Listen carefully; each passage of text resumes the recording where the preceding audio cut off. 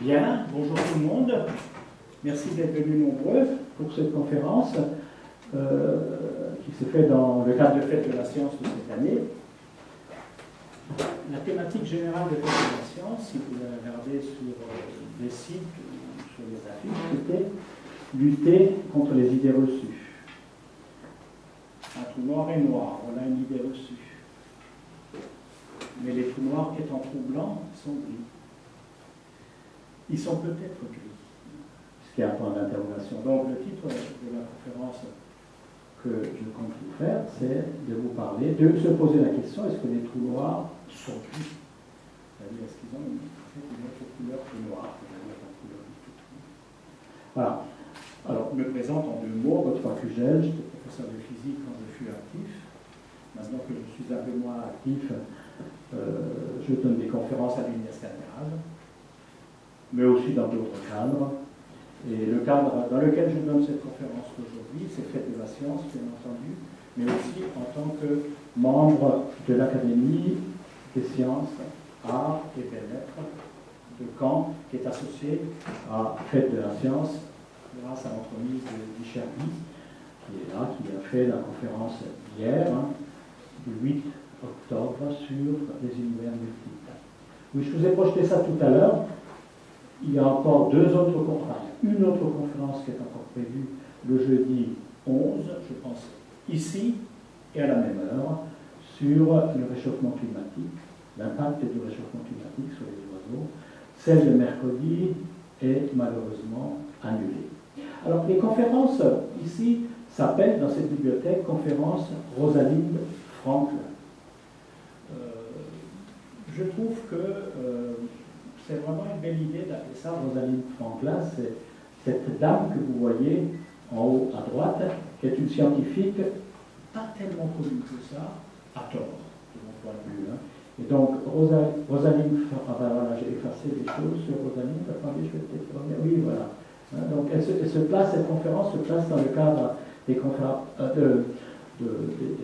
du cycle de conférences Rosalind Franklin, qui sont organisées ici par la bibliothèque, et qu'on trouve d'ailleurs, si vous cherchez, je crois que c'est pour ça que les conférences sont filmées, vous les trouvez sur des sites, et notamment sur YouTube, vous trouvez, me semble-t-il, toutes ces conférences-là, qui sont toujours des conférences extrêmement intéressantes, j'espère que la mienne le sera aussi. Alors Rosalind Franklin, c'est une grande femme scientifique qui était à l'origine de la compréhension de la structure de l'ADN. Quand on parle de l'ADN, de la structure de l'ADN, la double hélice, on parle toujours de Crick et Watson, qui ont eu le prix Nobel pour ça. Rosalind n'a pas été associée à ce prix Nobel pour deux raisons.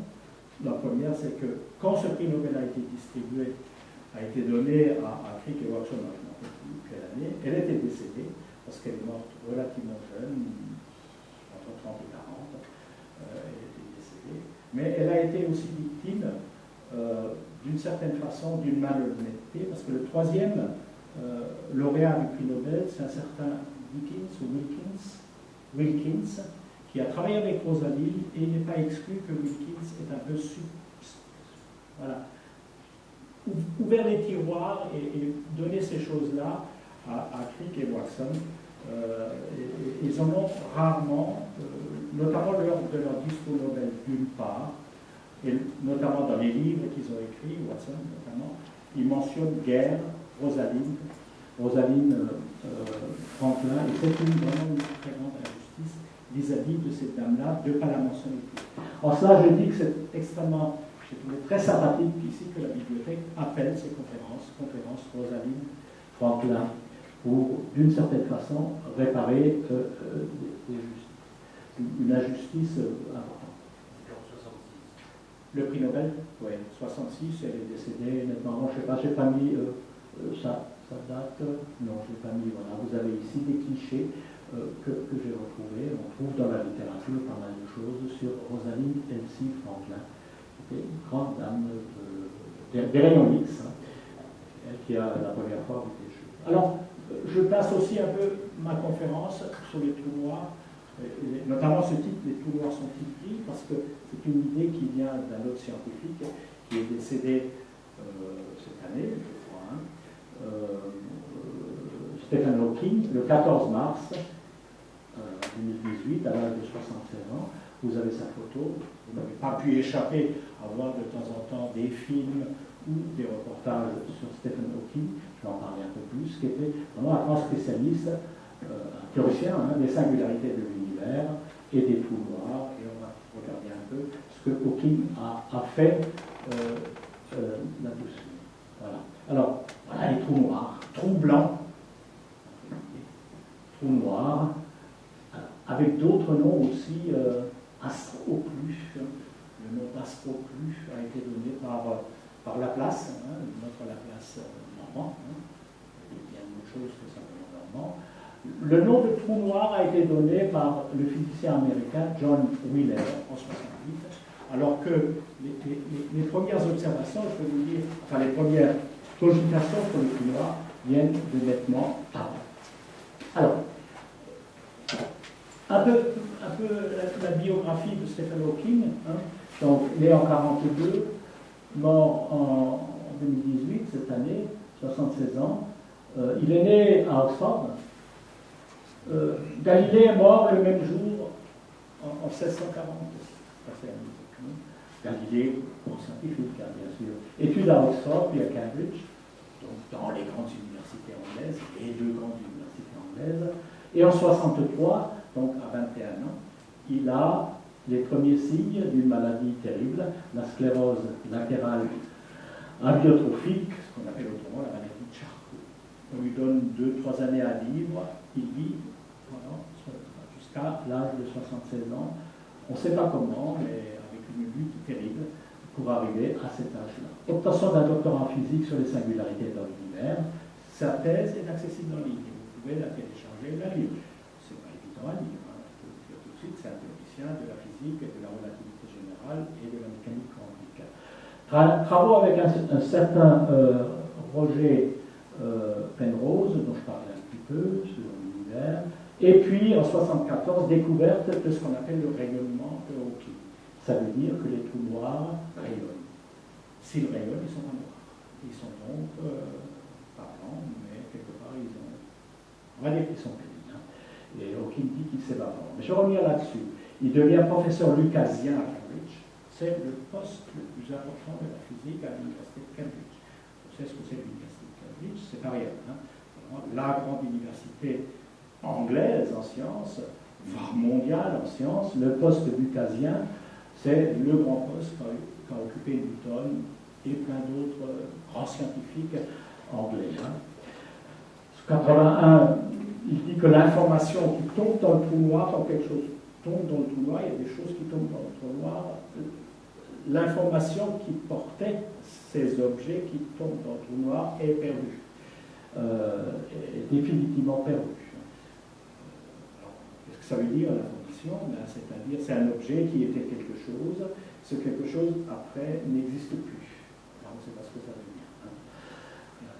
On va y revenir aussi. Travaux sur les conditions initiales de la création de l'univers avec d'autres chercheurs. Décès le 14 mars.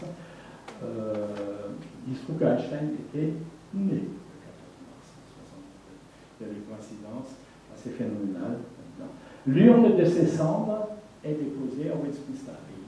Vous avez l'occasion d'aller en Angleterre, à Londres, allez à Westminster Abbey, vous pouvez voir toutes les tombes des grands rois et reines anglais, mais vous trouvez aussi tous les scientifiques, les grands scientifiques anglais, Newton, Darwin, Maxwell, Dirac et Jean. Voilà. Et donc, quelques photos, là, vous voyez, Stephen Hawking, il est donc au pied du catafalque là, de Newton. Là c'est le catafalque de Newton. Je crois qu'en face, c'est Darwin. Et je crois qu'il peut être au pied. Ailleurs, il y a Dirac, Maxwell, Thomson, Rutherford, mais aussi un peu plus loin à droite, Handel, Purcell, comme compagnie. Voilà, il est là, Hawking, et j'ai trouvé des photos sur le dépôt de son urne à Westminster Abbey. Je suppose que c'est sa famille, le prélat qui s'occupe de ça, son urne qui est là, et puis ça, c'est la plaque qui est dessus, la plaque Here lies what was mortal of Stephen Hawking, comme ça. Et puis la température de cet objet, qui est le trou noir. Voilà. Ça, vous trouvez ça à Westminster Abbey. Alors, rentrons rentrons un peu dans cette histoire de trou noir, avant de dire, ils sont pris, on va faire un peu l'histoire de cet objet. Ça a plein de noms. Le nom de trou noir, c'est dans les années 60. Ça a été donné par Wheeler, on l'a dit. Hein. Mais c'est un objet, on va dire bizarre, quand même, le trou noir. Hein, et qui a beaucoup étonné tous les gens. Et si vous lisez la littérature sur les trous noirs, la bibliothèque universitaire a mis toute une série de bouquins là-bas. C'est extrêmement intéressant, que vous pouvez emprunter, je suppose. Hein. En tout cas, acheter. J'en ai aussi d'autres, je peux vous montrer. De toutes les conceptions de l'esprit humain, la plus fantastique peut-être est le trou noir. Un trou de l'espace dans lequel n'importe quoi peut tomber et duquel rien ne peut échapper. Ça c'est Kip Thorne qui dit ça. Kip Thorne, c'est le monsieur qui a écrit ce livre-là, il est aussi là-bas. Trou noir et distorsion du temps, c'est un grand scientifique américain qui a eu le prix Nobel l'an dernier sur ce qu'on appelle les ondes gravitationnelles. J'en parlerai un peu plus tard, hein, donc je ne vais pas en parler plus maintenant. D'autres, un astrophysicien français, Michel Cassé, les trous noirs ne sont ni trous, ni noirs, mais gris sur les bords. Hawking qui disait les trous noirs ne sont pas aussi noirs qu'ils ne sont pas. Et puis aussi, les trous noirs n'ont pas de chevelure. Les trous noirs n'ont pas de poils. C'est John Beller qui disait ça. Je vais expliquer un peu ce qu'il veut dire par là. Hein. Donc, vous voyez, un objet un peu bizarre. C'est une étoile. Hein. C'est une étoile noire. C'est un objet cosmique, mais qui est dit noir, en fait, un peu gris. Alors, début de l'histoire. Qu'est-ce qu'un trou noir?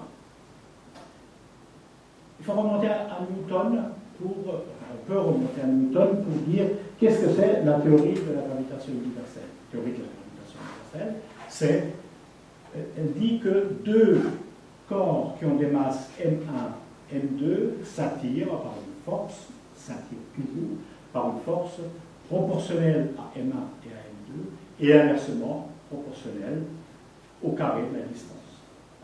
Ça, c'est la loi de Newton. C'est ce qui explique notre poids. Nous sommes attirés à terre, donc nous avons le poids, c'est la force que Newton qui donne le poids, mais c'est ce qui explique aussi que les forces qu'il y a entre le Soleil et ses planètes et toutes les forces qu'il y a au sein de l'univers. Et peu de temps, ou un siècle après, un astronome britannique, John Michell, dit qu'une étoile suffisamment massive et dense, donc un objet cosmique suffisamment massif, très lourd en masse, on va dire, hein, possède un champ gravitationnel, hein, parce que ça veut dire quelque chose qui est à proximité, de sorte qu'aucune particule, en particulier la lumière, ne pouvait s'en extraire. Donc il donne déjà un peu une définition d'un trou noir.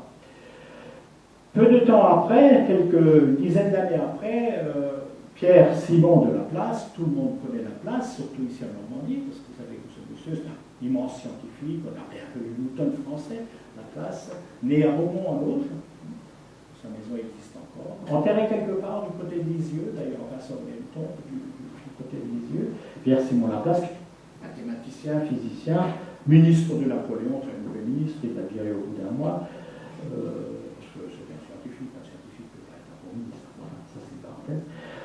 il écrit dans son livre Le système du monde, il fait la même prévision et avance l'hypothèse aussi des trous noirs qu'il appelle les astres occlus. Il dit aussi que la lumière ne peut pas s'échapper. Mais Newton, il parle de masse qui s'attire. La lumière n'a pas de masse. Sauf qu'à l'époque, Newton pensait que la lumière avait une masse.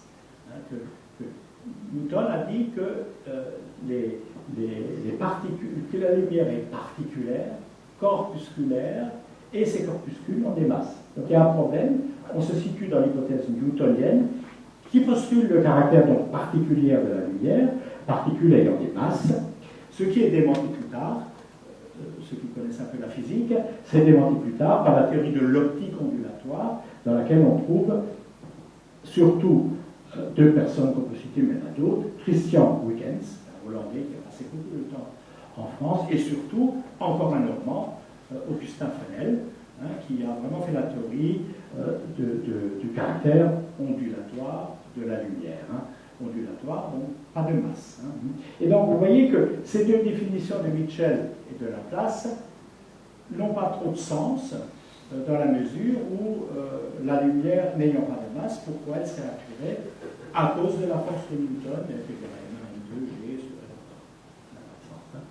Et donc on est dans un raisonnement qui est faux. Hein. Les bonnes réponses ne sont données que par la suite, par l'avènement de la relativité générale en 1915 par Einstein.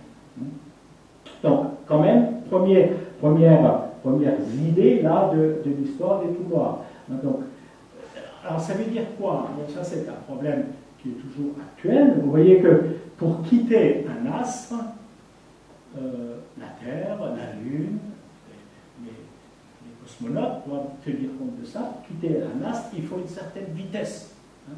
Si vous n'avez pas une vitesse suffisante, hein, si je vous balance quelque chose avec une certaine vitesse, ça veut dire que ça fait une parabole, comme on le voit ici. Vous voyez, hein, une parabole, vous lancez, ça retombe sur la Terre. C'est vrai sur n'importe quelle planète ou sur n'importe quel corps massif. Hein. Si vous le lancez, si vous prenez la masse de la Terre, et si vous lancez un objet entre à peu près à 7,8 km, qui est à la vitesse de libération, vous allez avoir une orbite. C'est comme ça qu'il faut faire pour avoir des satellites qui tournent autour de la Terre. Et il y en a des dizaines, voire des centaines. Hein. Si vous le lancez encore plus vite, plus fort, oui, plus vite, hein, ça peut faire des orbites qui sont des orbites plus elliptiques. Mais si vous le lancez encore beaucoup plus fort que 11,2 km, ça quitte et ça part dans l'espace. Inversement, si vous avez un objet qui arrive, bon, non, je vais venir tout à l'heure. Si vous avez un objet qui arrive, ça peut avoir la même chose, c'est-à-dire s'il arrive, il peut tomber ou pas, ou tourner autour. Donc ça, c'est l'idée qu'il y a derrière cette idée de Mitchell et de Laplace, c'est cette vitesse de libération qu'il faut avoir pour pouvoir quitter ou ne pas. Hein. Voilà. Alors, clin d'œil à nos deux scientifiques normands, j'ai un peu parlé de ça. Laplace, donc très connu au niveau des mathématiques aussi, très connu au niveau de l'astronomie, etc. Et puis Fresnel pour ses travaux sur la physique, ou plutôt l'optique ondulatoire. Fresnel, un jeune homme qui est décédé assez jeune, vous voyez, il avait à peine 39 ans quand il est décédé. Fresnel était la maison des ancêtres de Fresnel est toujours actuelle à Mathieu. Vous allez à Mathieu, hein, pour ceux qui connaissent Mathieu, près de Caen. Hein. La famille de Fresnel était de Mathieu. Le papa de Fresnel travaillait, c'est assez amusant, le papa de Fresnel travaillait au château dans l'Eure, je crois, le château de Broglie. Le château de Broglie, c'est un village, je crois que c'est dans l'Eure. Hein. Et ce château de Broglie appartenait à la famille de Broglie. Hein. Et là, il y avait un grand scientifique aussi, qui s'appelait Louis de Broglie, qui est beaucoup intervenu dans la mécanique ondulatoire. Et le papa de Fresnel travaillait là-bas. Alors Fresnel est une très belle histoire, l'histoire de Fresnel. Hein. Je passe dessus, mais je peux vous parler, je vais faire toute une conférence sur Fresnel, qui est un monsieur extrêmement intéressant. Je les replace, parce que dans cette histoire-là, vous voyez, dans mon topo, il faut toujours faire un peu aussi place à nos Normands. Je ne suis pas normand du tout, hein, vous l'entendez peut-être. Mais enfin, la Normandie m'a adopté, donc je fais place en moi.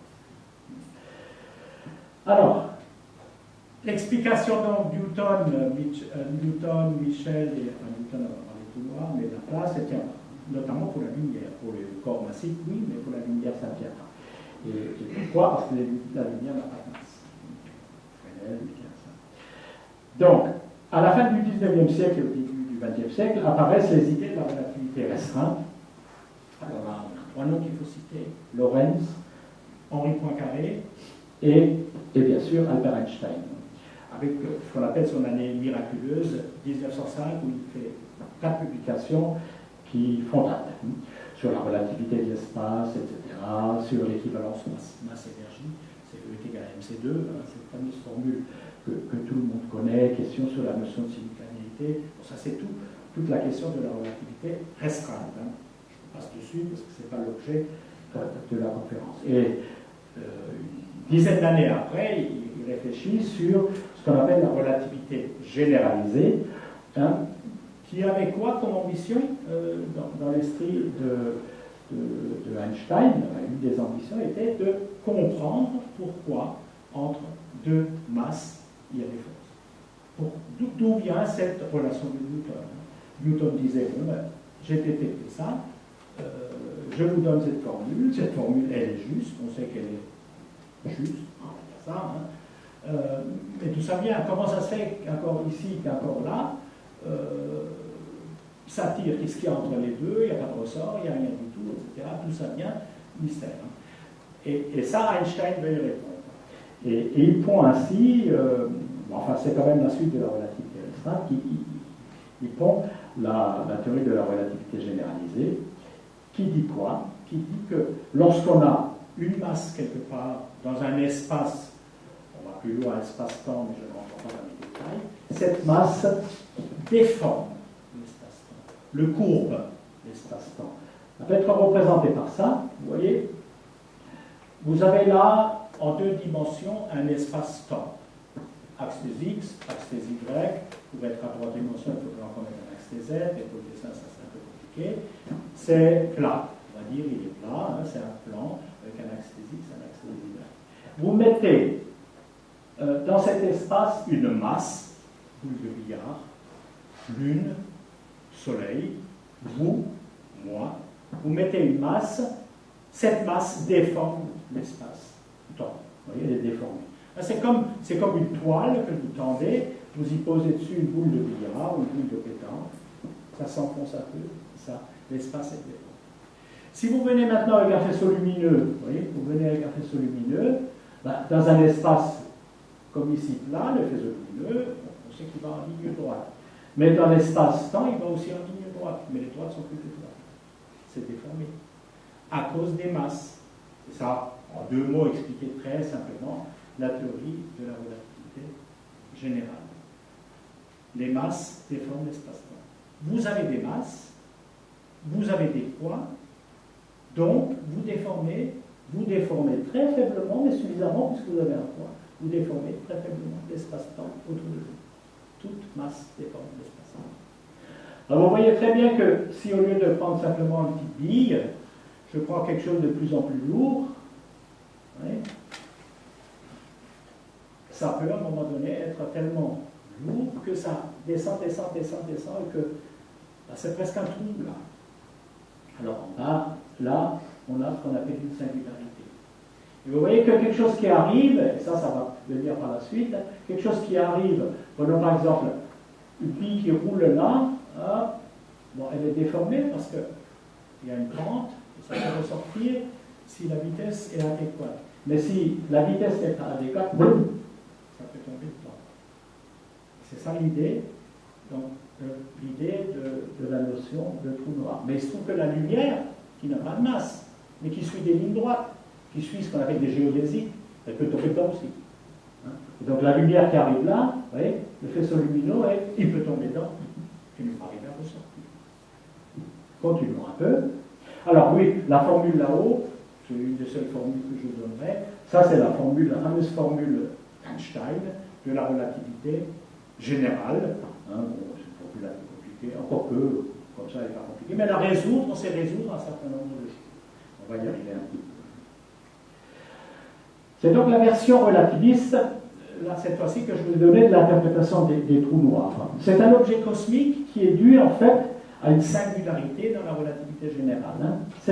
Cette chose-là, vous voyez, c'est lorsque vous résolvez cette équation-là, vous tombez sur ce qu'on appelle une singularité. C'est-à-dire les choses tendent vers zéro ou tendent vers l'infini lorsque vous résolvez cette équation-là. C'est ce qu'on appelle une singularité. D'accord? Et donc, l'objet cosmique en question est dû à une singularité lorsqu'on le résout. Hein. Alors, ça vient de la théorie d'Einstein. Il existe donc des singularités. Et les deux singularités essentielles qu'on connaît, c'est pour le trou noir, je viens d'en parler, c'est une des singularités. L'autre singularité, c'est ce qu'on appelle le Big Bang. C'est-à-dire, l'univers, si vous faites les calculs à reculons, d'une certaine façon, Einstein, si vous faites les calculs à reculons, vous voyez qu'à un moment donné, l'univers, il devient de plus en plus petit, et à un moment donné, il est infiniment petit. Et donc, il viendrait d'une singularité aussi. Ça, c'est l'histoire du Big Bang. Ce n'est pas le topo, l'objectif du topo, mais c'est une des singularités donc, de la relativité générale. Ça a été étudié par des tas de gens comme Lemaître, Friedman, Einstein et tout. Ce qui a aussi été dit, c'est que l'univers n'est pas statique. Ça vient aussi dans cette théorie de relativité générale, l'univers n'est pas statique, c'est-à-dire il ne reste pas, il ne garde pas, j'allais dire les mêmes dimensions, ça veut dire grand-chose. En fait, il est soit en expansion, soit en rétraction, soit oscillant, etc. Avec la théorie d'Einstein, on peut faire ce genre de choses. Et Einstein, à un moment donné, Guy Cherby nous en a parlé beaucoup de ceci ce soir, à un moment donné, il y a eu des mesures qui ont été faites par un certain Eddington, c'est ça? Non, c'est pas Eddington, qui a mesuré des choses qui montraient que les galaxies s'éloignaient. Les galaxies lointaines s'éloignent de plus en plus de là où nous sommes. Et beaucoup de galaxies s'éloignent. Hubble, voilà, Hubble. C'était mesuré, les galaxies s'éloignaient. C'est-à-dire, on dit que l'univers est en expansion. Einstein n'y croyait pas. Pourtant, la théorie de la relativité générale va vers ça. C'est-à-dire que lorsqu'on résout les choses, ça va vers ça. Et il a donc mis, d'ailleurs, il a mis dedans ce machin-là, qu'on appelle une constante cosmologique, pour bloquer son univers. Il a dit, non, il n'est pas en expansion, moi je le bloque, je mets une constante lambda dedans et je peux le bloquer. Parce qu'il n'est pas en expansion. Et il avait tort. Il avait d'une certaine façon tort, je ne rentre pas dans le détail. Par la suite, il a dit, mettre cette constante, c'est la plus grande erreur de ma vie. C'est pas tout à fait vrai non plus. Enfin bon, passons. Et puis après, la théorie de relativité générale donne aussi d'autres choses, donne ce qu'on appelle des mirages gravitationnels. Gravitationnel, ça c'est Eddington qui a vu ça, c'est-à-dire que les objets cosmiques, voilà, les objets cosmiques, quand un faisceau, quand il y a une étoile derrière un gros objet cosmique, vous le voyez décalé comme un mirage. Quand vous vous promenez dans le Sahara, si ça vous arrive, vous pouvez le voir en bord de mer ou n'importe où. Et puis il y a aussi autre chose, les ondes gravitationnelles, qui sont des objets qui ont été calculés par Poincaré d'abord, Einstein par la suite, et qui ont été mesurés récemment. Je vais vous en parler un tout petit peu à la fin. Donc là, les singularités dans la relativité générale. Alors la première approche théorique des trous noirs, qu'on n'appelait pas encore trous noirs à l'époque, c'est ce monsieur-là, Schwarzschild. C'était un scientifique allemand qui s'ennuyait sur le front russe pendant la Première Guerre mondiale. Il s'ennuyait, voilà, et il a fait des calculs, il connaissait, il a appris à potasser les relations d'Einstein, chapeau, parce que c'était pas facile, et en 1916, donc pratiquement quelques mois après que Einstein ait sorti sa théorie de relativité générale, il trouve une solution approchée de la théorie de la relativité générale, et il décrit une étoile à symétrie sphérique. Il dit il y a une étoile à symétrie sphérique qui ne tourne pas sur elle-même, qui ne tourne pas, qui est là, et il montre que tout objet qui franchit une sphère qu'il appelait le rayon de Schwarzschild, ou le rayon des horizons, est piégé et tombe dedans pour l'éternité. Donc vous revoyez la notion qui est donc donnée par la relativité générale de trou noir. Donc voilà, il calcule un truc, là, il dit les objets, quand ils tournent autour, à un moment donné, s'ils franchissent ce rayon-là, on tombe dedans et on n'en sort plus. Et ce calcul annonce donc un nouvel objet céleste, qui est donc cet objet, astroplume, trou noir, étoile noire, des choses qui s'approchent, tombent dedans. Beaucoup d'années vont passer avant de comprendre cet objet bizarre. Et on va faire un peu ce chemin ensemble. Einstein refuse complètement, ils ont eu des correspondances, je crois, Einstein et Schwarzschild, ils refusent totalement cette solution. Il dit que, comme beaucoup d'autres scientifiques, ceci étant, il fait un calcul sur la théorie élaborée par Einstein, il trouve cette solution. Au fond, il n'avait pas tort. Il se trouve que ce monsieur, après, il est mort, il est tombé malade. malade, il est mort quelques mois après. Ça aurait probablement été un très grand scientifique, il n'est pas très âgé, hein. Il avait, oui, une quarantaine, cinquantaine d'années. D'abord, Schwarz-Schild, ça veut dire écran noir. Schild, c'est écran, oui, écran noir. Schild. Les calculs de Schwarzschild, ben là c'est ça, écran bouclier noir. Si vous prenez le Soleil, vous prenez une masse comme le Soleil, si son rayon était de 3 km, le Soleil, faites ce calcul, vous voyez que bon, les trajectoires de particules qui viennent avec une vitesse, une certaine proximité sont là. Si ça se rapproche un peu, ça se rapproche de plus en plus. Si on est beaucoup plus près de ça, et puis à un moment donné, il y a des particules qui pourraient tourner autour et repartir, et puis particules ou astres qui pourraient plonger dedans. Et ça, c'est son calcul de Schwarzschild. J'ai trouvé sa publication, elle est en allemand, über das Gravitationsfeld eines Massenpunktes nach der Einsteinschen Theorie. La théorie d'Einstein, vous voyez. C'est théorique. Alors, revenons un peu dans le contexte. Je vais aller un peu plus vite, scientifique de l'avant-guerre. Évolution des étoiles. On commence à comprendre, donc, avant la Deuxième Guerre mondiale, on commence à comprendre un peu les étoiles. On sait que les étoiles naissent, vivent, meurent. Le Soleil est une étoile. Il y en a plein d'autres. Des milliards et des milliards. Ils peuvent à un moment donné se transformer ce qu'on appelle en supernova, en supernova, lorsqu'ils meurent. Et ça peut devenir des tas de choses, une étoile, quand ça meurt, ça peut devenir autre chose. Le Soleil, actuellement, il vit depuis à peu près 4,5 milliards d'années. Il est à peu près au milieu de sa vie, il vivra encore à peu près 4,5 milliards d'années. Vous pouvez dormir tranquille, 4,5 milliards d'années, nous avons le temps. 4,5 milliards d'années, le Soleil aura consommé toute son énergie, qui est de l'énergie nucléaire, donc son hydrogène, il aura transformé tout ceci, et à un moment donné, à la fin de cette consommation, on va grossir un peu, puis à un moment donné, il va s'écrouler, il va devenir autre chose. Alors le Soleil a la masse qui fait qu'il deviendra ce qu'on appelle une naine blanche, c'est-à-dire une étoile blanche, très petite, et qui n'émettra plus que de la lumière blanche. Elle est très lourde quand même, 10 puissance 6 grammes par centimètre cube. 10 puissance 6 grammes, ça fait 10, ça fait 1 tonne par centimètre cube. Pas léger, hein. Gigantesque, mais c'est quand même, il n'y a pas beaucoup de choses sur Terre qui ont cette densité-là. Ça, c'est les naines blanches.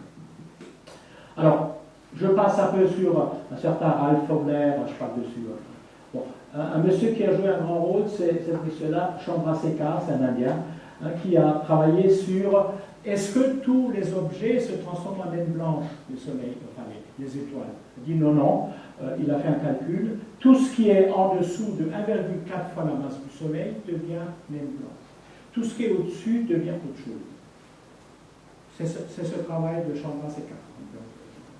Physicien anglais. Ça a été un peu critiqué par notamment Eddington, qui était son maître, et d'autres. Voilà. En 1932, on découvre ce qu'on appelle des neutrons. Bon, vous connaissez un peu la physique nucléaire, les particules élémentaires, il y a des électrons, dans les noyaux, il y a des neutrons, il y a des protons, etc. J'en passe. Donc, découverte des neutrons en 1932, et puis en 1934, donc très peu de temps après, ces deux personnes-là, Zwicky et Bade, surtout, Landau a travaillé un peu dessus aussi, mais surtout Zwicky, qui est un drôle de scientifique, très original, très critiqué, mais quand même très, très original, qui a dit il existe des neutrons, il existe des étoiles à neutrons. Et il dit que quand c'est au-dessus de 1,4 fois la masse du Soleil, ça n'est pas la naine blanche que ça devient ce qu'on appelle une étoile à neutrons. C'est une étoile qui est essentiellement constituée de neutrons. En quelque sorte, c'est un gigantesque noyau. Vous savez que les noyaux des atomes, pour l'hydrogène, c'est un proton, pour l'hélium, c'est 2 protons, 2 neutrons, et on continue comme ça dans le tableau périodique. Eux, là, ils disent que c'est un système qui est fait que de neutrons. Et ça a une densité, il est bizarre cet ordinateur, il m'a enlevé tous les exposants. Bon, je fais ce qu'il veut, mais quand même ça m'énerve. Une densité de 10 puissance 14 grammes par centimètre cube. Une cuillerée à café pèse 10 milliards de tonnes de l'étoile à neutrons. Vous tombez sur une étoile à neutrons, vous prenez une cuillerée à café de l'étoile à neutrons, ça pèse 10 milliards de tonnes. Vous voyez, c'est des objets incroyables. Voilà. Hein? Oui, oui, absolument. En 1939, donc on est toujours avant la guerre, Oppenheimer, Volkov, Sliter, masse limite des étoiles à neutrons à peu près 3 fois la masse du Soleil. Ce qui est situé entre 1,4 et 3 masses du Soleil, c'est des étoiles à neutrons, hein, d'après cette théorie-là. Là, on est dans une théorie complète, hein, c'est des calculs, hein, avec la relativité générale. Et tout ce qui est au-dessus, ça va s'effondrer, d'après Oppenheimer, Volkov, Sliter. Ça va s'effondrer et ça donne notre trou noir. C'est quelque chose qui a une masse à peu près supérieure à 3 fois la masse du Soleil. Ça devient un trou noir lorsque ça s'effondre après sa vie, après avoir consommé tout. Ça devient un trou noir. Oppenheimer, c'est un monsieur qui était le patron de l'opération Manhattan pour construire la bombe atomique. Et donc vous voyez, tous ces gens-là, ils travaillaient avant. À un moment donné, la plupart d'entre eux, de ces scientifiques-là, de quelque côté qu'ils soient du côté américain, européen, russe ou allemand, ils ont commencé à s'occuper des choses qu'on leur a demandé, voire un peu exigé de faire, c'est-à-dire de s'occuper de la guerre. Et donc, on va passer à autre chose, et puis on va perdre quelques années, voire quelques dizaines d'années après, qu'on ait le temps de reprendre les choses-là. Oppenheimer, c'est l'exemple typique, hein. Il s'occupe des milliers de scientifiques qui construisent la fameuse bombe atomique américaine qui a été jetée sur la bombine de nos chers japonais. Voilà. Tout ça, vous le connaissez. Quelques photos là pour illustrer. Vous voyez Einstein et Oppenheimer qui discutent. Là, vous voyez Eddington, l'homme des mirages, mais c'est beaucoup plus que ça. Hein. Il a aussi travaillé sur les trous noirs. Le maître, c'est un abbé belge qui a travaillé beaucoup sur la relativité générale et qui a été un des grands hommes sur le Big Bang. C'est lui qui a sorti la théorie de ce qu'on appelle l'atome primitif pour expliquer le Big Bang. Encore d'autres personnes. Chandra, là-bas. Ça, c'est Weller. On y reviendra, c'est un Américain. Puis il y a des Russes. Landau. Lui, c'est peut-être Lifshitz, hein, je ne sais plus. Hein, ça peut être Lifshitz. Ça, c'est deux grands scientifiques. Je ne sais pas si parmi d'entre vous ont fait un peu d'études de physique. Tout le monde qui a fait de la physique, c'est Farsi, Landau et Lifshitz. Hein, qui ont écrit des magnifiques ouvrages, c'était Russes, hein, qui ont travaillé sur tout ceci. Là, vous voyez encore des Russes, ça c'est un monsieur dont on va parler beaucoup, c'est Zeldovich. Par la suite, on va parler de lui. Zeldovich, c'est l'Oppenheimer russe. Hein, c'est celui qui a travaillé sur la bombe atomique russe. À côté, ça vous dit quelque chose, le visage? Regardez à côté de... C'est Sakharov, le fameux Sakharov, hein, qui a travaillé aussi avec Zeldovich sur le nucléaire russe. Et puis là, vous avez ce fameux Swiki avec Bade qui ont donc fait l'hypothèse de ce que je vous ai dit tout à l'heure, et vous retrouvez encore Oppenheimer. Hein. Alors, des débats. Einstein ne croit pas aux conclusions de Schwarzschild. The Schwarzschild singularity doesn't appear for the reason that matter cannot be concentrated. La matière ne peut pas être concentrée. C'est pas possible. C'est vrai que c'est presque incroyable, mais ça ne l'est pas. Hein. Eddington aussi conteste les travaux de Chandra, bien que ça a été son élève. Hein. I think there should be a law in the nature that prevents a star from behaving in this absurd. Il y a une loi qui empêche une étoile de se comporter d'une façon aussi absurde. Celui qui a une bague, qui ne sont pas pris au sérieux, voilà. La nature ne peut pas se comporter d'une façon aussi ridicule. Oppenheimer, ils n'ont pas les mêmes approches. Oppenheimer et Wheeler. Ils rechignent aussi à l'idée de Schwarzschild, mais ils sont beaucoup plus prudents, ils vont l'accepter par la suite. Mais nous sommes, comme je l'ai dit tout à l'heure, en 1939. En 1939, il y a plein de choses qui se passent dans notre bas monde. Hein. Tout le monde va se mobiliser pour les retombées de la radioactivité et de la découverte, donc de la fission et de la fusion nucléaire. Et c'est parti pour Manhattan, c'est parti pour le projet allemand, c'est parti pour les projets russes. Et les gens dont j'ai parlé, Oppenheimer et plein d'autres, Zeldovich, Sakharov aussi, hein, voilà, sont partis là pour travailler à la demande des militaires. Travaux de l'après-guerre. On sort des recherches des bombes, on commence à s'être intéressé aux astroclubes. Wheeler accepte graduellement le concept de trou noir. Wheeler, homme très important. Hein. Il invente même le nom Black Hole. C'est lui qui donne le nom trou noir dans les années 60. Les équipes russes se mobilisent, Zeldovich, Lifshitz, Sakharov, etc. et d'autres. On découvre en 63 quelque chose, des galaxies extrêmement lointaines qu'on appelle des quasars, c'est quasi-stars. On découvre des choses qui sont devenues très lointaines et très lumineuses. C'est des galaxies extrêmement lumineuses, des milliards et des milliards et des milliards de fois plus lumineux que des soleils, mais qui sont très lointaines. On découvre ça. Pourquoi je dis ça, je vais y revenir tout à l'heure. En 1963, donc on est 16, c'est Schwarzschild, 63, on est pratiquement 50 années après, un certain Roy Kerr recalcule les trucs de Schwarzschild, il reprend la théorie de la relativité généralisée, il refait un calcul, et il calcule, il tombe sur une étoile qui est en rotation sur elle-même, un trou noir qui tourne sur lui-même. C'est un peu ça qu'il calcule. Et puis 67, ça c'est aussi une histoire intéressante, Jocelyn Bell, je vais en parler un tout petit peu tout à l'heure, je vais montrer les photos, c'est une scientifique irlandaise, je crois. Hein. Irlandaise, elle a 24 ans, c'est une gamine. Hein. Elle travaille avec son patron, Anthony Elich. Elle découvre ce qu'on appelle les pulsars.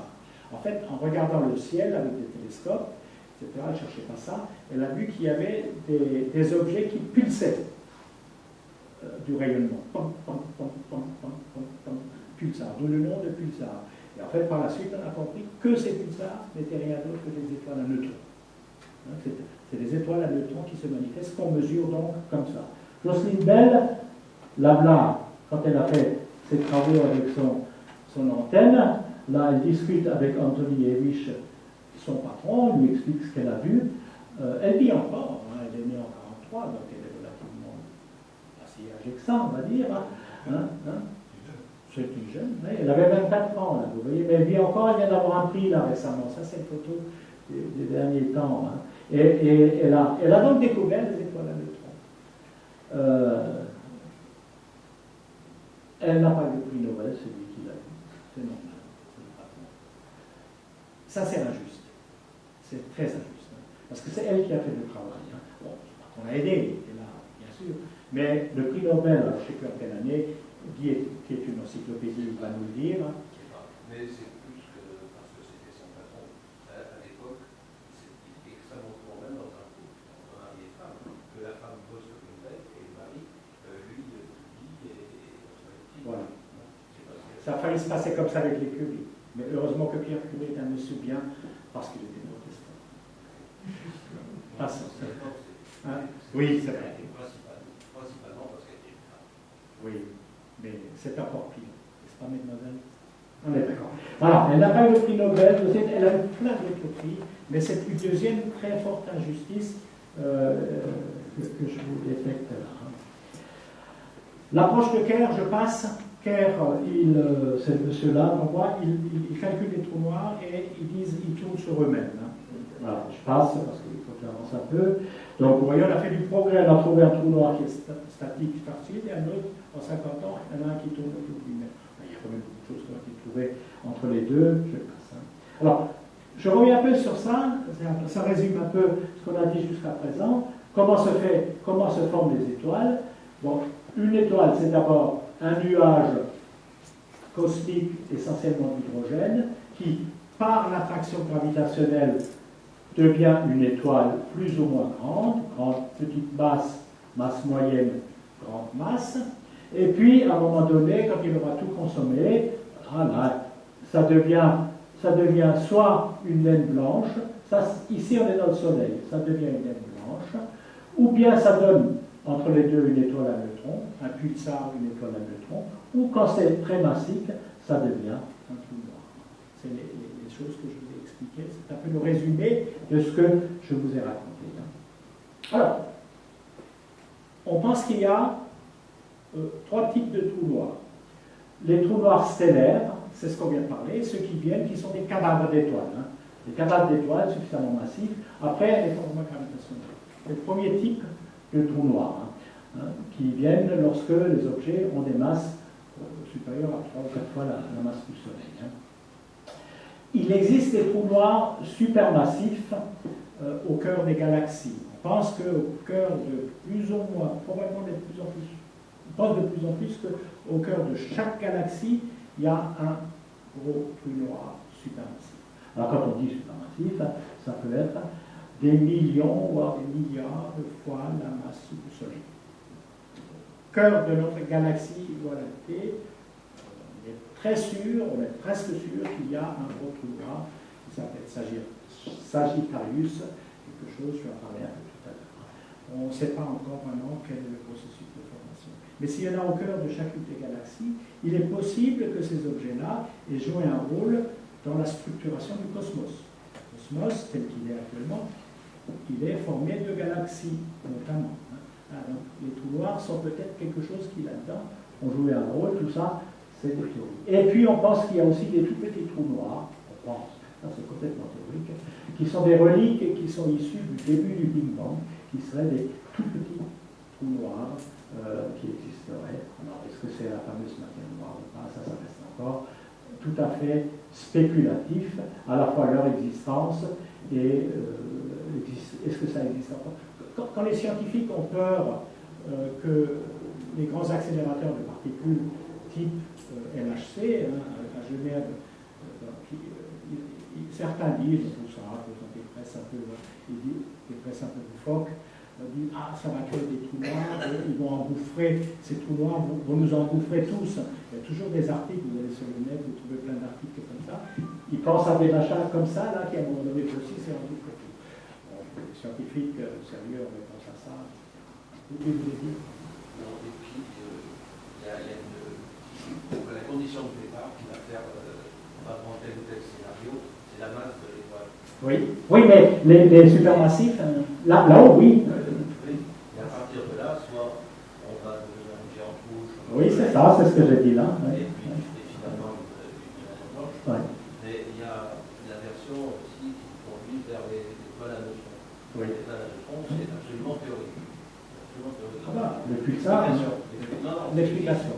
L'explication dit que la masse, si la masse est suffisante, la pression la gravitation, c'est l'effondrement, va faire que, alors là c'est presque une caricature, que les électrons et les protons vont s'intermélanger et faire des neutrons. Et si la masse est encore plus grande, là on a des vides à l'état stable et ça explose, c'est la supernova qui laisse en son centre un trou noir. C'est ça. Oui, ça c'est encore, ça peut changer. Oui, je n'ai pas voulu trop compliquer la chose. Voilà, alors, voyons, on remonte dans le temps, années 70, dans les décennies 70, les physiciens s'intéressent beaucoup aux particules élémentaires. Alors, on est dans les accélérateurs, c'est la physique nucléaire qui prend le dessus, on invente des nouvelles particules, etc. Puis à partir des années 70, on revient un peu sur les travaux relativistes, en calculant ce qu'on appelle les singularités, dont j'ai parlé tout à l'heure. Et donc on revient un peu sur les calculs sur le Big Bang, les trous noirs, qui sont les conséquences de ces singularités. Et on a essentiellement 2 grandes écoles qui travaillent là-dessus, qui s'affrontent scientifiquement. Donc c'est des combats tout à fait loyaux, c'est des discussions tout à fait... qui sont d'une part l'école américaine, Princeton, Berkeley, Caltech, ces grandes universités américaines, et puis les Anglais, autour de Cambridge, Oxford, King's College, etc. Et tous les gens, notamment, et on arrive un peu à Hawking, tous les gens sont dans ces 2 écoles-là et vont travailler. Donc on a des gens comme Fred Hall, Bondi, Siama, Penrose, voilà, dans Hawking, et on va arriver un peu sur l'apport de Hawking. Donc, c'est dans les années... Alors, quelques caractéristiques des trous noirs. Première grosse caractéristique, les trous noirs sont aussi chauds. Il n'y a pas que nous qui pouvons être chauds. Les trous noirs sont chauds. C'est le théorème de la calvitie. Les trous noirs sont chauds. Alors, ça vient de Zeldovich, ça vient de Glitzburg, ça vient de ce monsieur Israël, ça vient de Brandon Carter, ça vient de Hawking. En fait, qu'est-ce qu'ils veulent dire? Ça veut dire que, ils n'ont pas de cheveux, en définition, mais d'une certaine façon, il n'y a rien qui se passe à la surface du trou noir. Il y a une espèce de singularité, il y a une espèce de surface que Schwarzschild appelle horizon, mais qui n'est pas une croûte, qui n'est rien du tout. Hein. C'est-à-dire, dès qu'on a déplacé ça, on tombe dedans. Voilà, c'est tout. Hein. Mais il n'y a pas de restant, c'est-à-dire une étoile qui rentre dedans, il n'y a pas une espèce d'estuaire du trou noir ou de plongée. Voilà, non, il n'y a pas de cheveux. Le trou noir a cheveux.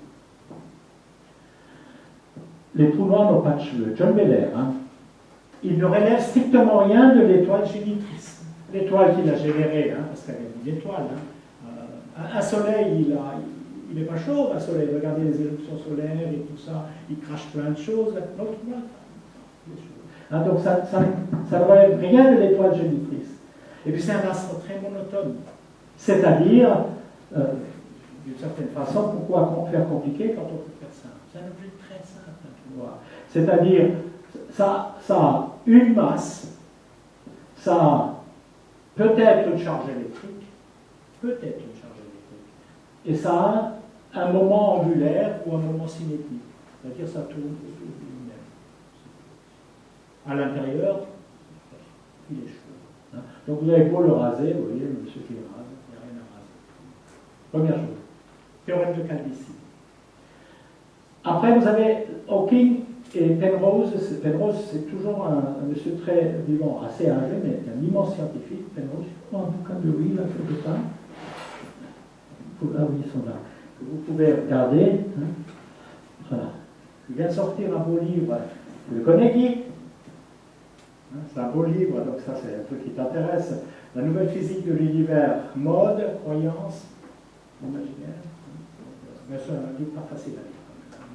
Voilà. Mais c'est un très grand scientifique. Donc ils ont travaillé sur les singularités. C'est un mathématicien.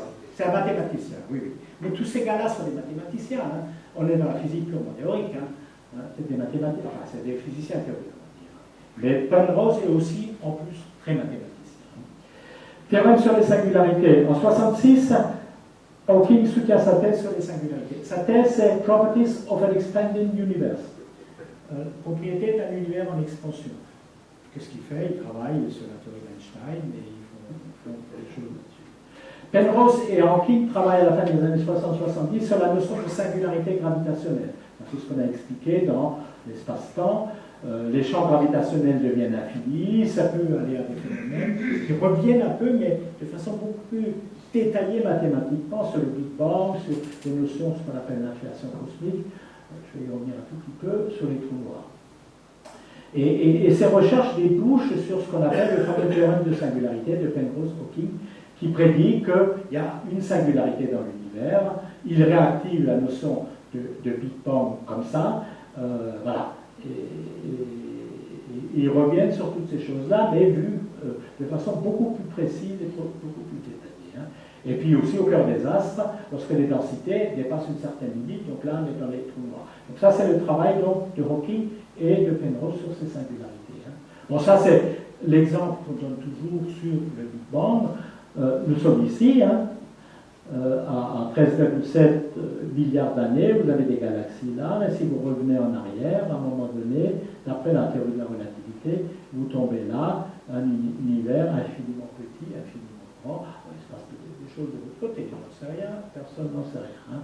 Et puis, ça aurait, en quelques millionièmes de seconde, il y aurait eu une inflation cosmique. J'utilise des conditionnels. Hein. Il y aurait eu des inflations cosmiques, c'est-à-dire une expansion gigantesque pour devenir après des galaxies. Au début, il n'y avait que des particules élémentaires, etc. Ça, c'est les théories, disons, de Penrose, sauf que d'autres ont travaillé pour savoir qu'est-ce qu'il y avait là-dedans aussi. Hein. C'est-à-dire, au début, il y a des particules élémentaires, des photons, etc. Je pense que ce n'est pas le sujet de l'exposé en détail, mais on peut poser des questions. Voilà un extrait de la thèse de Hawking, de Stephen Hawking. Il est déjà malade hein, quand il fait ça. Hein. Donc voilà, c'est ça, si vous voulez lire, vous pouvez lire, c'est ça.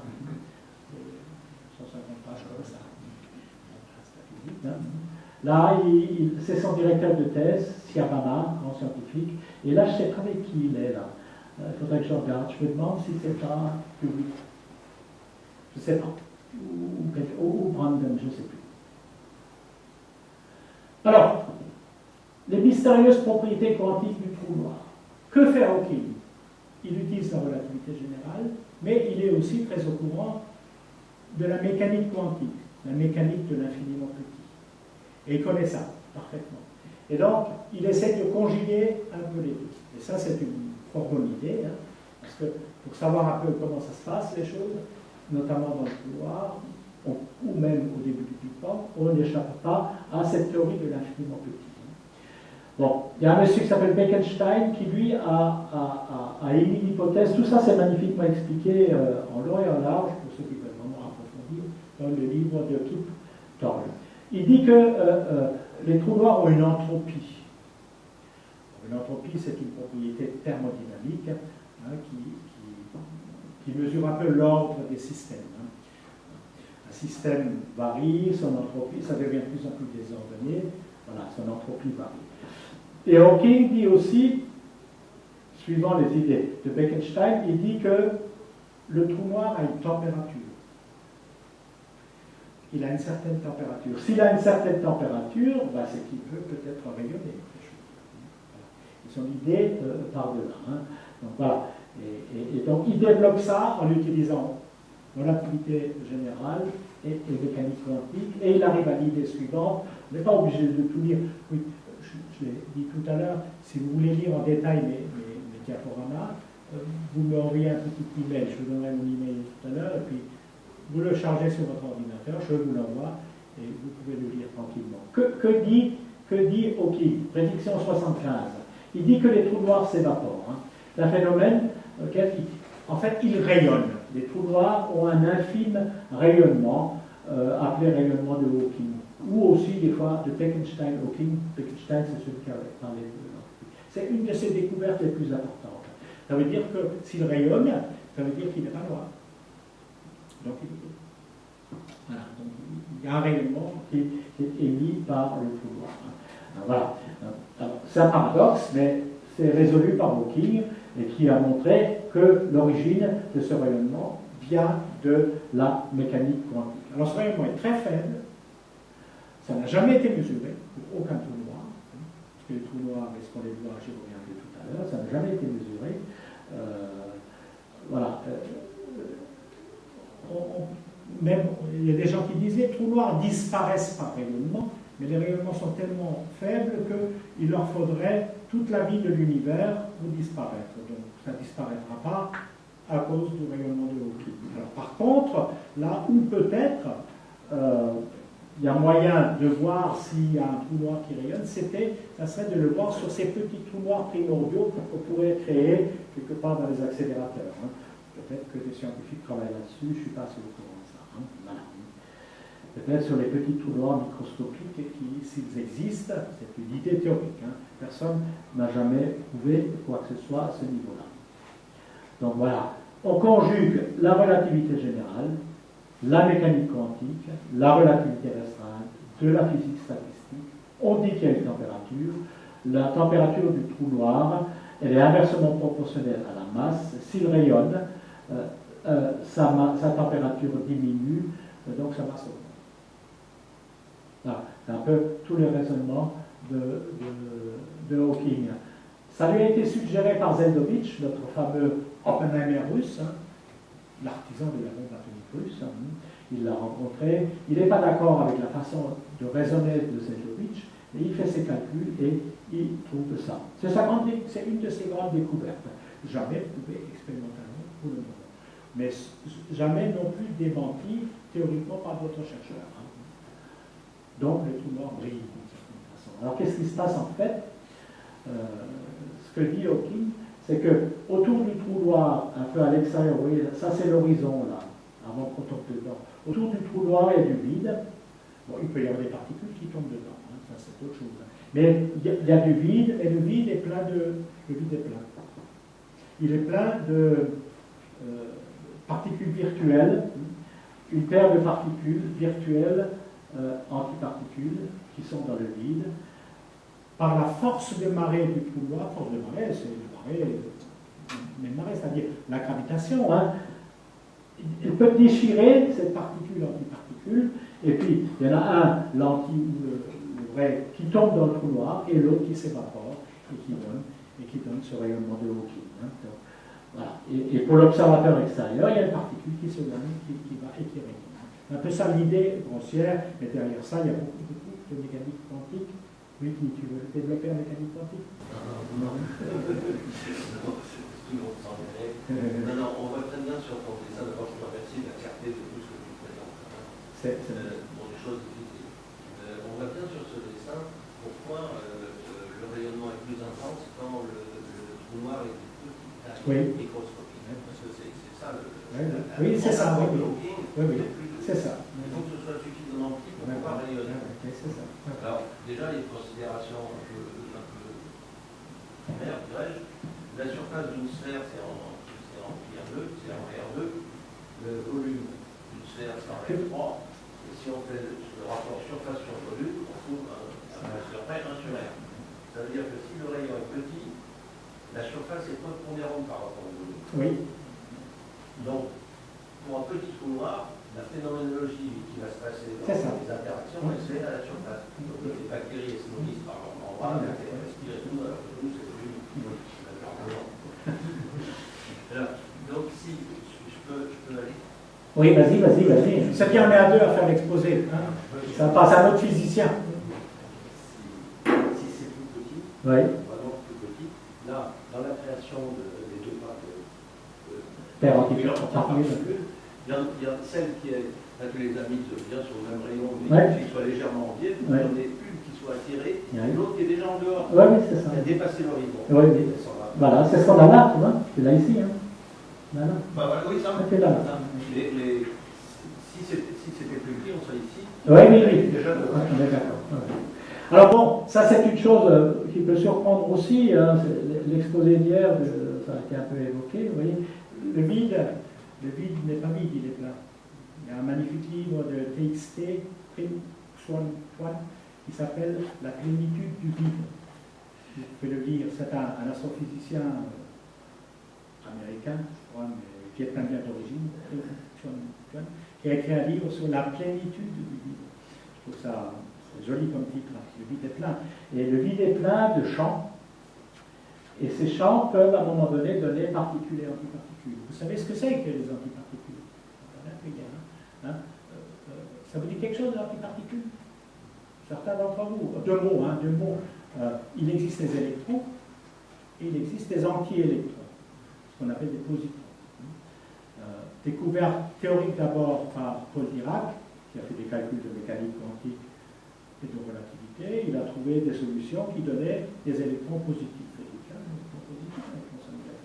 Et après, on a découvert qu'effectivement, on a détecté un électron positif qu'on a appelé positron. Donc, un électron a son anti. Si les deux se rencontrent, après la boum, il reste que de l'énergie, des photons, des rayons gamma. C'est exactement ce que vous faites, ce que vous êtes susceptible de subir lorsque vous faites une imagerie médicale par TEP, un PET scan ou un TEP scan. TEP, c'est tomographie par émission de positrons. Ça existe dans tous les hôpitaux. Vous avez un ciseron là, un peu plus loin, vous avez plein d'équipements comme ça. Ça veut dire que vous injectez des choses qui crachent des positrons. À un moment donné, ces positrons vont rencontrer un électron. L'annihilation de particules, antiparticules, va donner des rayons gamma qui vont partir un par là et l'autre à l'opposé. Vous détectez et vous pouvez à ce moment-là voir une tumeur cancéreuse, etc. Et donc le positron est utilisé dans la médecine. Donc, c'est ce qu'on appelle l'antimatière. Toute particule a son anti. On arrive même à fabriquer maintenant, au CERN, la Genève, on arrive à fabriquer des anti-hydrogènes. Un hydrogène qui, au lieu d'avoir un proton au milieu, a un antiproton, et au lieu d'avoir un électron qui lui tourne autour, a un positron. Voilà. Allez, je passe là-dessus. Hein. On sort un peu. Bon, je passe là sur Hawking. Vous voyez, vous avez encore d'autres images là qui pourraient un peu illustrer. Vous voyez, c'est la droite là qui illustre ce qui tombe dedans et ce qui tombe pas dedans. Voilà. Bonne question. Qu'est-ce qui se passe dans le trou noir? On ne sait pas. Alors, il y a des gens, c'est pas parce qu'on ne sait pas qu'on n'a pas essayé de calculer, de travailler dessus. Donc, Oppenheimer, Snyder ont fait des travaux très intéressants sur ça, très contestés. Pourquoi? Parce qu'ils ne sont pas quantiques. Il faut la mécanique quantique. Eux, c'est des gens de la relativité générale. Ils ne les font pas par la mécanique quantique. Euler juge que la théorie d'Oppenheimer n'est pas valable dans les singularités, parce que dans la singularité, on est dans le petit, dans l'infiniment petit. La relativité générale ne suffit pas, il faut en même temps faire de la mécanique quantique, qui est la mécanique de l'infiniment petit. Kalashnikov et Lifshitz disent que la singularité... Bon, on revient toujours là-dessus, sur cette singularité. Penrose et Hawking reviennent aussi là-dessus, et ils reconfirment par des calculs que cette singularité existe. Et Penrose fait une autre hypothèse dans ses calculs très mathématiques. Il dit qu'il y a une censure cosmique dans les trous noirs. Les singularités créées, comme le trou noir, dissimulent au monde extérieur ce qu'il y a au-delà de l'horizon des événements. Il fait ses calculs, il dit vous ne pouvez pas savoir ce qu'il y a de l'autre côté. Et on ne sait pas ce qu'il y a de l'autre côté. Dieu déteste les singularités nues, dit Hawking. Et si vous voulez vous cultiver là-dessus, vous pouvez vous trouver cette revue qui est relativement récente. En fait, on a la date là-dessus. Oui, non pas si récente que ça. Juin 2009. Un numéro spécial de Pour la science sur les singularités. Ça parle que de ça. C'est-à-dire, ça parle que de ça. Voilà. La densité, la coupure de l'espace-temps est infinie. C'est la fin de l'espace et du temps dans le trou noir. Il n'y a plus d'espace. On va les appeler les encres d'univers. Oui, si vous voulez. Voilà. La matière qui est engloutie, anéantie. Alors, Hawking disait l'information est détruite. Il n'y a plus d'information. Un neutron qui tombe dedans, c'est plus un neutron.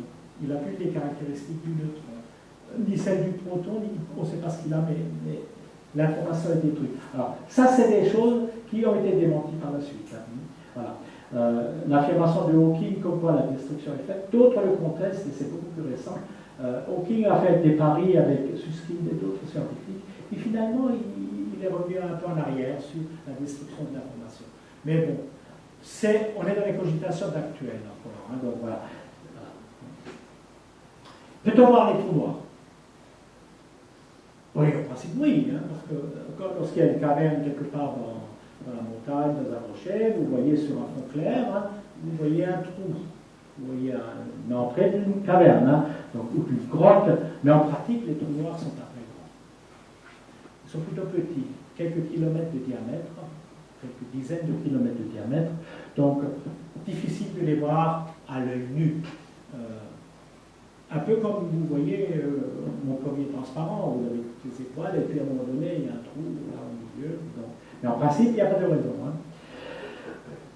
Par contre, on est absolument totalement sûr actuellement que ces objets bizarres existent.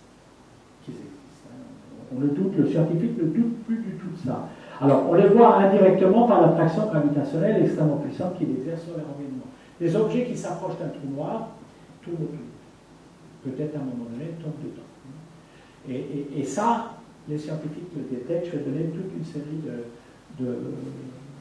d'observations. Hein.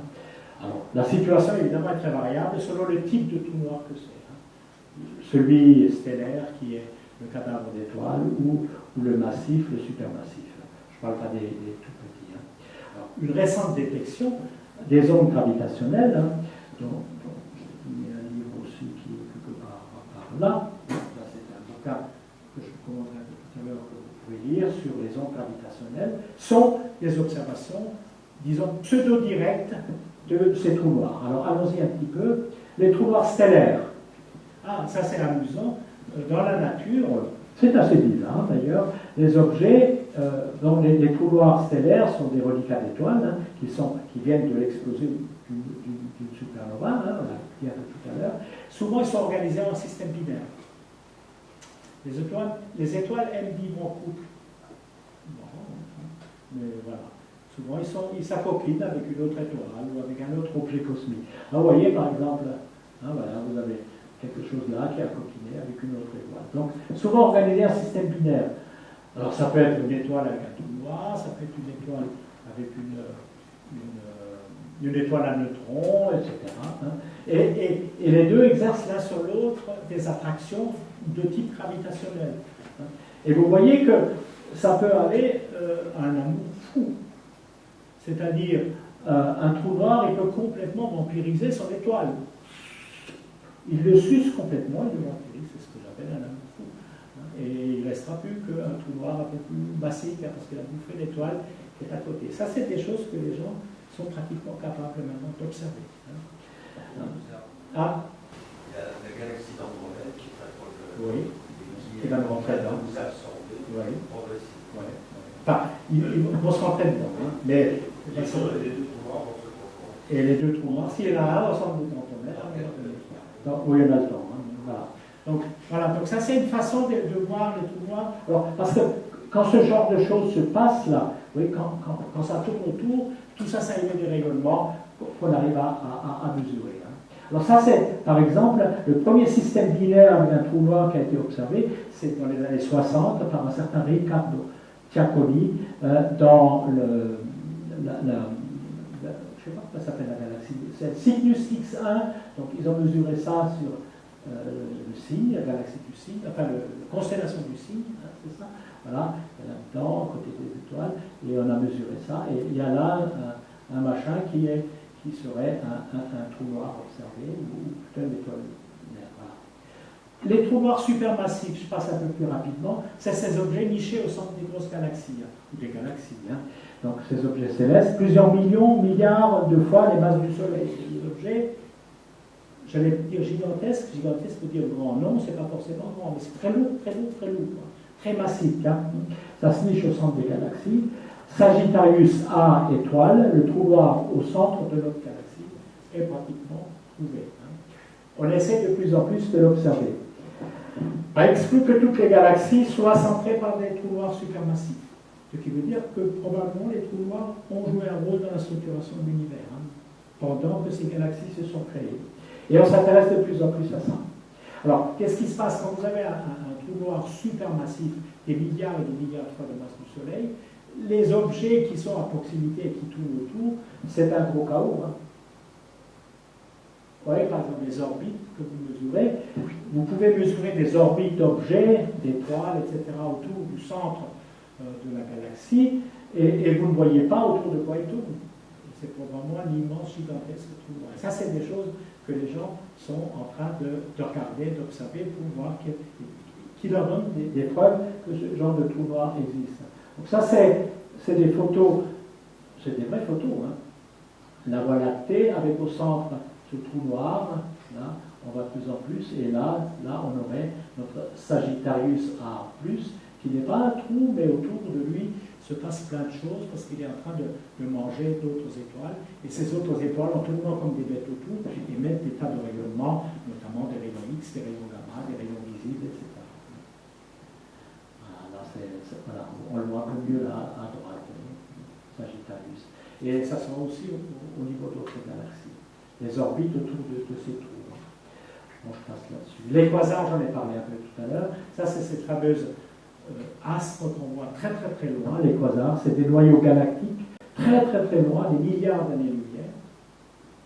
Ça veut dire que la lumière que vous observez a mis des milliards d'années pour nous arriver. Hein. Donc si c'est à des milliards d'années-lumière, ça veut dire que ça a dû se passer pratiquement presque, je ne dirais pas au début de l'univers, mais l'univers est déjà en fait en galaxie à l'époque, mais c'est très, très au début. Hein. Ils émettent autant de lumière que des milliers d'autres galaxies. C'est des objets lumineux fantastiques. Et là, on travaille beaucoup dessus. Et vous voyez que les gens, ils les mesurent. Ils ont des espèces de jets de lumière qui partent dans tous les connaissance, on pense que c'est des immenses trous noirs au centre de galaxies qui mangent et qui mangent et qui mangent plein d'étoiles. Ça, c'est un autre quasar qui a été mesuré. Il serait éloigné d'à peu près 2,4 milliards d'années-lumière. La lumière est partie il y a 2,4 milliards d'années. Il ne fume pas sur Terre. Là, c'est la chose intéressante. Quand vous regardez le ciel, comme disait Guy hier, vous voyez tout le temps. Parce que ce qui est très loin et que vous voyez quand même, ça a mis des milliards d'années pour vous parvenir. Donc, votre œil voit quelque chose qui est parti il y a des milliards d'années. Les scientifiques, quand ils regardent les galaxies, là, les quasars, ils voient des milliards d'années. Voilà. Centaurus, oui, ça c'est une autre, c'est une radiogalaxie, elle appelle ça radiogalaxie. Ça c'est une notion aussi, vous voyez des tas de choses qui sont crachées partout. Alors, on peut l'observer par des ondes millimétriques, on peut l'observer par des rayons X, on peut l'observer par des ondes radio, on peut l'observer optiquement, etc. Et donc, tout le spectre lumineux peut être observé et ça donne des renseignements sur tout ce qui se passe au niveau de ces objets cosmiques. Et je finis par cette dernière chose, ce qu'on appelle les ondes gravitationnelles. Qu'est-ce que c'est?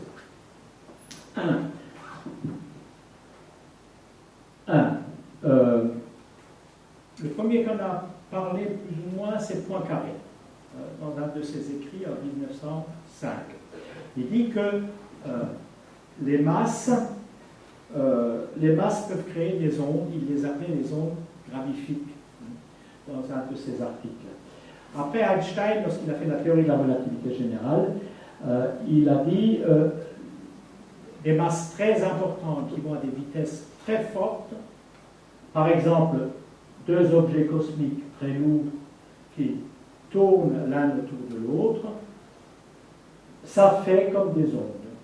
Et il y a des ondes qui doivent partir, voilà. Et on appelle ça des ondes gravitationnelles. Alors, vous lancez un caillou dans l'eau, ça fait une onde. Mais l'onde est portée par où? Je vous parle, je vous envoie des ondes. Elles sont captées par vos oreilles. C'est des ondes acoustiques. Elles sont portées par l'air. On fait le vide ici, les ondes ne vous arrivent plus. Vous aurez la peine à respirer. Mais les ondes ne vous arrivent plus. Il n'y a pas de support pour le porter, donc ça ne passe pas pour les ondes acoustiques. Autre type d'onde, c'est les ondes électromagnétiques. La lumière, le petit laser. Ça se propage dans le vide. Ça n'a pas besoin de support. Einstein disait à l'époque qu'on n'a pas besoin d'éther. Parce que ça, c'est la notion d'éther qui a été pendant très longtemps question posée par le physicien. Est-ce que l'éther existe? Ça peut faire un exposé de 3 heures. Donc, mais qu'est-ce que c'est l'onde gravitationnelle? Est-ce qu'il y a un support? Qu'est-ce qui vibre? Si c'est une onde, dans une onde électromagnétique, on sait que là, dans mon petit laser, c'est un champ électrique et un champ magnétique qui se propagent. Ou c'est des ondes acoustiques, ou c'est une vague à la surface de l'eau. Qu'est-ce que c'est l'onde gravitationnelle? C'est ça tout le travail Poincaré, surtout d'Einstein, c'est-à-dire ce qui vibre, c'est l'espace-temps. Alors, l'espace-temps, ça veut dire quoi? Ça veut dire que les dimensions, l'espace vibre. Donc, le fait que des grosses masses bougent, ça fait des vagues d'espace. Alors ça, c'est extrêmement compliqué à comprendre. Et 1916, théorie d'Einstein, après les gens ont commencé à cogiter là-dessus. Et donc, première détection en Europe, le 14 août en 2017. Un siècle pour effectivement voir ça. Alors, avec quoi on l'a vu? Avec cet instrument-là. Il s'appelle LIGO. C'est un interféromètre, on appelle ça un interféromètre. Qu'est-ce qu'on fait avec un interféromètre? J'ai un faisceau laser qui arrive là. Voilà. Il arrive sur ce qu'on appelle une lame séparatrice. Je fais partir une partie à angle droit par là, une autre par là. Ça revient, ça se recombine. Je me débrouille pour que c'est exactement la même longueur. Exactement la même longueur. Exactement la même longueur. À 10 moins. Exactement. 27. Hein? 10 moins 27. mètre ou millimètre, c'est pas presque pareil, mètre, 10 moins 20, c'est une précision diabolique. Et maintenant, ça a été construit. Hein.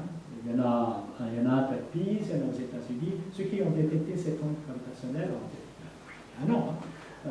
Qu'est-ce qu'ils ont vu? Ben, il y a une onde gravitationnelle qui vient, qui passe. Imaginons qu'elle vienne par là, derrière moi, et qu'elle traverse comme ça. Mais vous voyez ce bras-là, qui fait 4 km. Hein. Il fait ça. Et ça, on peut le détecter sur les caméras. Et c'est ça qu'ils ont détecté. Et ils ont vu passer une onde gravitationnelle à ce moment-là. Et donc, un siècle après, on a vu cette onde gravitationnelle passer. Et les gens avaient fait plein de calculs avant pour essayer de montrer ça, hein, et ils ont en fait, ils ont calculé ces choses-là, ils ont calculé comment étaient ces ondes, etc., et ils ont pu montrer qu'en fait, pour cette première détection, c'était deux trous noirs qui se sont mis tourner l'un autour de lui-même à des vitesses proches de la vitesse de la lumière, et pour un moment donné, mutuellement coalescer, se bouffer l'un l'autre, on va dire, pour garder un trou noir. Et il n'en restait plus qu'un seul. Ça s'est passé en un tiers de seconde, et l'onde qui est venue avait une durée de un tiers de seconde, ça a été détecté. Et ces deux trous noirs avaient, tous les calculs ont montré ça, l'un avait une masse, je dis ça un peu au pif, de 26 fois la masse du Soleil, l'autre de 32 fois la masse du Soleil, et le trou noir résultant, il avait la masse de 26 plus 32 moins 4, ou moins 3. Et 3 masses solaires sont parties en énergie sous forme d'ondes gravitationnelles. Tout ça, ça a été calculé. Depuis, on en a vu 4 ou 5, des ondes gravitationnelles passer. Hein, des étoiles à neutrons, etc., etc. Et on est assez convaincu maintenant qu'on sait, on est là en présence d'un instrument, un nouvel instrument qui permet de comprendre de mieux en mieux le cosmos. Vous voyez, ce qu'ils ont vu, c'est ça. C'est une oscillation. Oui, c'est sur un tiers de seconde hein, que c'est passé. Hein. C'est super bien expliqué dans ce livre-là par deux spécialistes, de Ruel et Lazota, des trous noirs. Alors, ce qui est amusant, c'est que ça a été mesuré à Hanford et à Livingston. Je ne sais pas si vous avez la photo. Non, c'est d'accord. C'est mis à Hanford. À Hanford et à Livingston.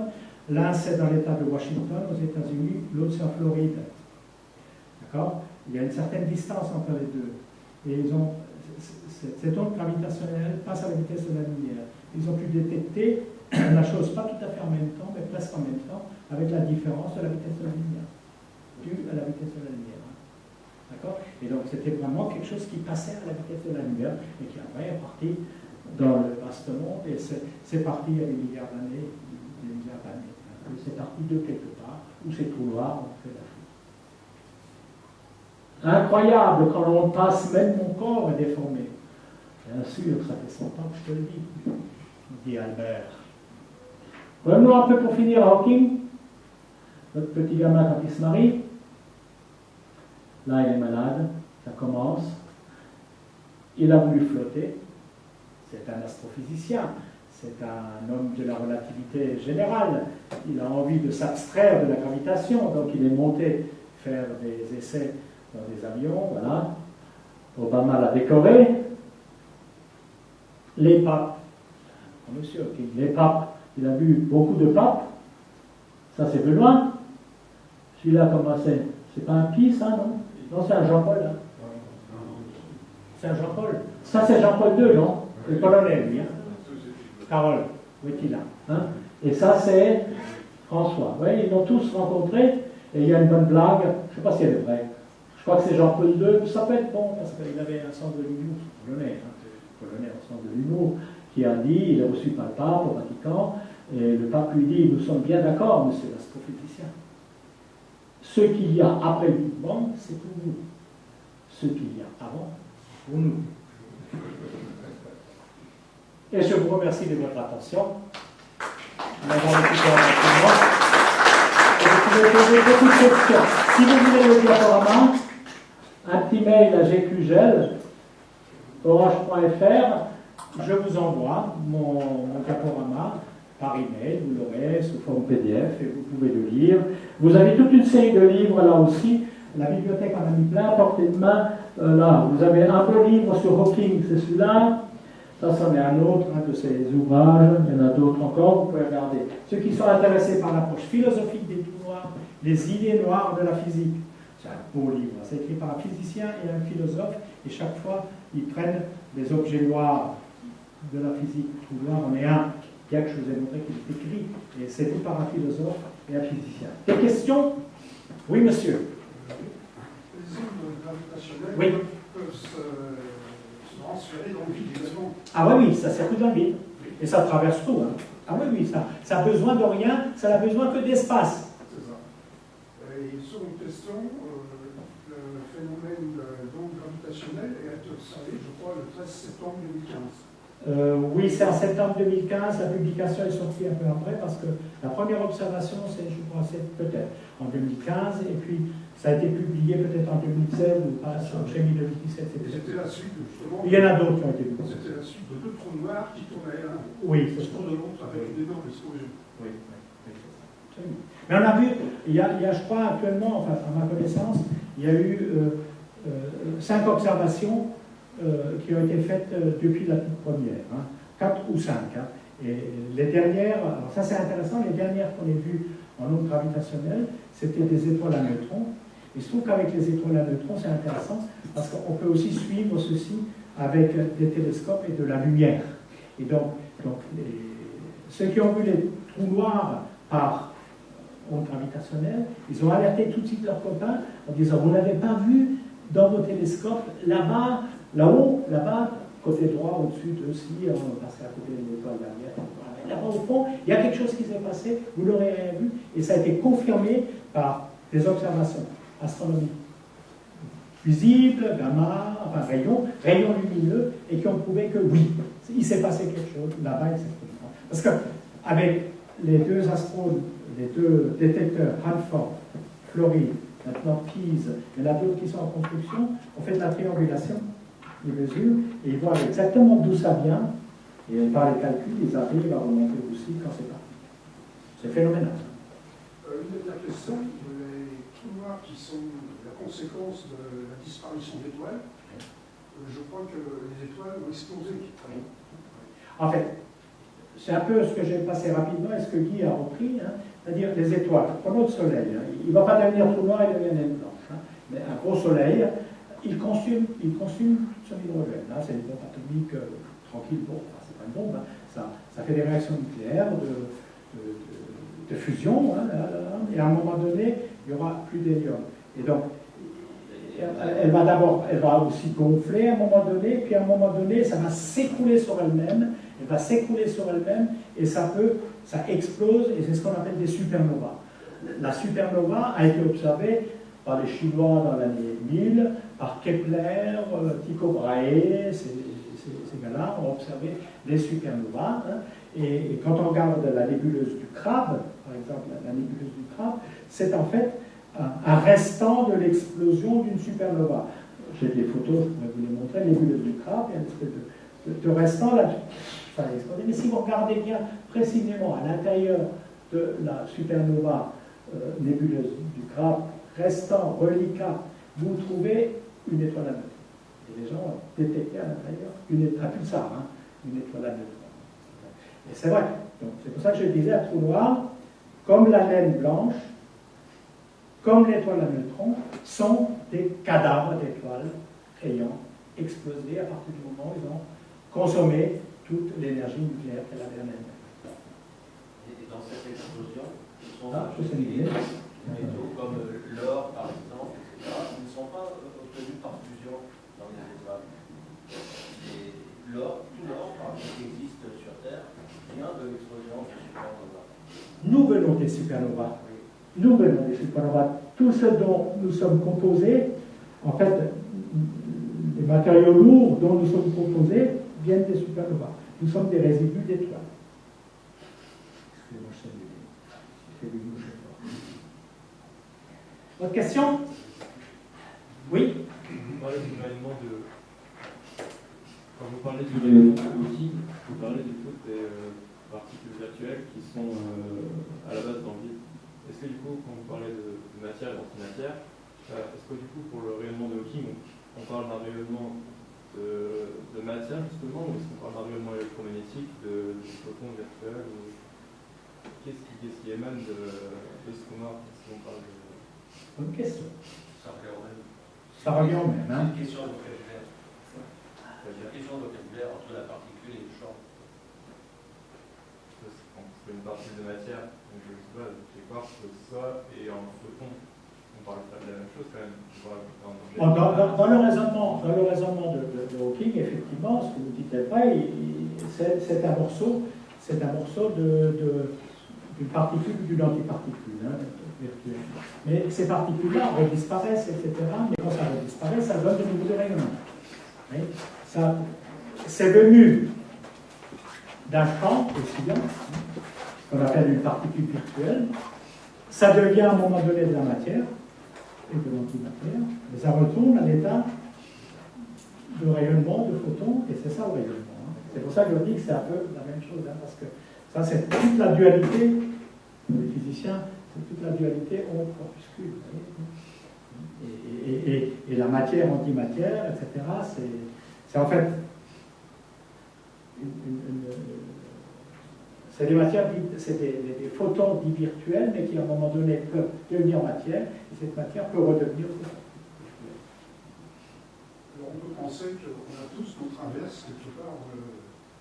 Que on a tous notre inverse antimatière. Le film dont j'ai parlé hier. Ah oui, oui, ce que vous parlez hier.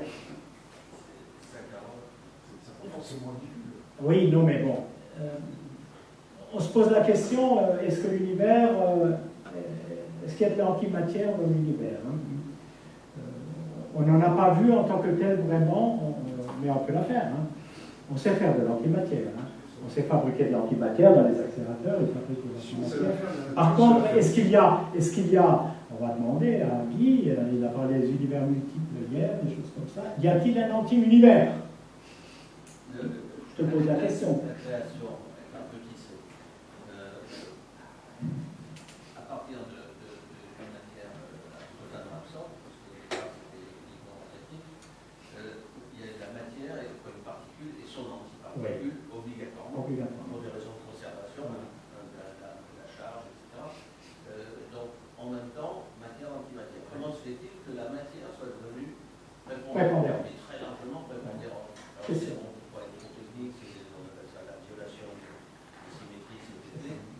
Sakharov qui a proposé cette explication qui tient la route. Il a suffi de tout petit déséquilibre pour qu'ensuite l'antimatière soit écrasée dans la matière. Pourquoi l'univers est fait de matière et pas d'antimatière? Alors qu'au départ, dans le schéma sur le Big Bang, au début, c'était les deux qui étaient là, hein, à égalité. À un moment donné, la matière l'a emporté sur l'antimatière. Pourquoi? Des théories sur lesquelles les gens se sont penchés, se penchent toujours. L'antimatière a été transférée. Non, mais Hawking s'y a répondu d'une certaine façon dans ce que vous avez montré tout à l'heure, puisqu'il y a une particule qui rentre dans le trou noir. Est-ce que c'est dans le trou noir, vous voulez dire? Pardon? L'antimatière est rentrée dans le trou noir? Oui, voilà, c'est ça. C'est une idée qui a été avancée dans un certain nombre de personnes.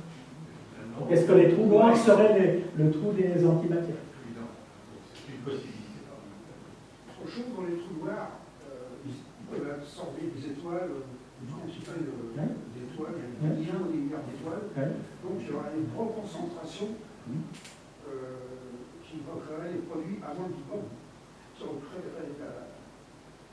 C'est des objets qui ressemblent beaucoup à cet objet du Big Bang, mais bon, qu'est-ce qu'il y a dans le trou noir? Je vais poser la question. Personne n'a répondu pour le moment à ça. Et je pense même que personne n'y répondra vraiment. Alors il y a eu des théories, même Einstein s'est amusé à un moment donné à faire une théorie avec son élève Rosen. Et ils ont calculé que, c'est calcul, hein, que bon, il y a un trou noir, et puis il y a un trou de verre, comme ils appellent ça, qui traverse une chose, et qui ressort de l'autre côté, et ça devient un trou blanc, ou une fontaine blanche, tout ressort là-bas. Des calculs à partir de la relativité générale que vous pouvez faire et que la relativité générale donne. Est-ce qu'il y aurait donc des trous noirs? Ça part par là. Bon, ça continue à bosser là-dessus en le critiquant. Voilà, c'est un peu de la science-fiction. La science-fiction, à la limite, je dirais, traite beaucoup mieux ce genre de choses que la physique. Mais c'est de la science-fiction, hein, c'est pas de la physique, toujours de la physique. Pourtant, Einstein, il avait calculé les trous verts aussi. Hein. Voilà. Autre question? Sinon, vous allez faire des cauchemars. On va devoir arrêter. On va devoir arrêter, se mettre à la porte. Alors, si vous voulez voir les livres que j'ai apportés, il y en a encore là-bas d'autres. Voilà. Et je vous remercie encore pour votre attention.